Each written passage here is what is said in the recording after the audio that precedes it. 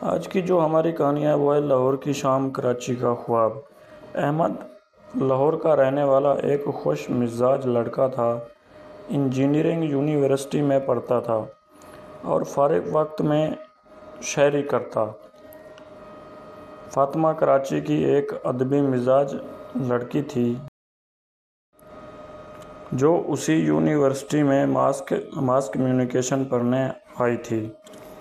پہلی بار دونوں کی ملاقات یونیورسٹی کی کینٹین میں ہوئی۔ احمد اپنے دوستوں کو نظمیں سنا رہا تھا اور فاطمہ چائے کے کپ کے ساتھ خاموشی سے سن رہی تھی۔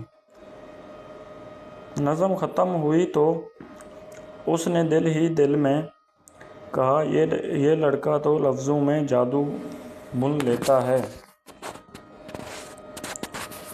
کچھ دنوں بعد ایک سیمینار میں دونوں کو ساتھ کام کرنے کا موقع ملا۔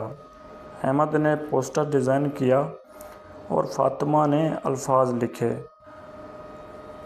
دونوں نے محسوس کیا کہ جیسے ان کی سوچیں ایک دوسرے سے جڑی ہوئی ہیں۔ وقت گزرتا گیا، وہ اکثر لائبریری میں ساتھ بیٹھنے لگے۔ احمد اپنی شاعری سناتا، فاطمہ قہوہ پینے کے دوران مسکرا کر سنتی۔ ایک دن بارش ہو رہی تھی۔ یونیورسٹی کے لان میں دونوں کھڑے تھے۔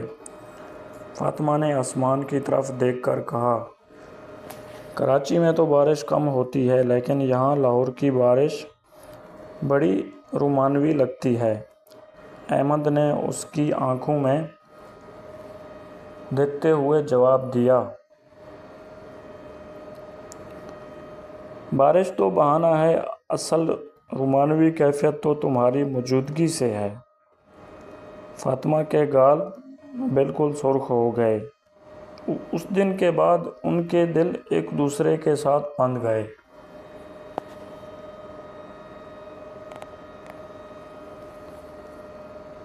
کچھ ماہ بعد گریجویشن کے دن احمد نے سب کے سامنے مائیک پر آ کر کہا،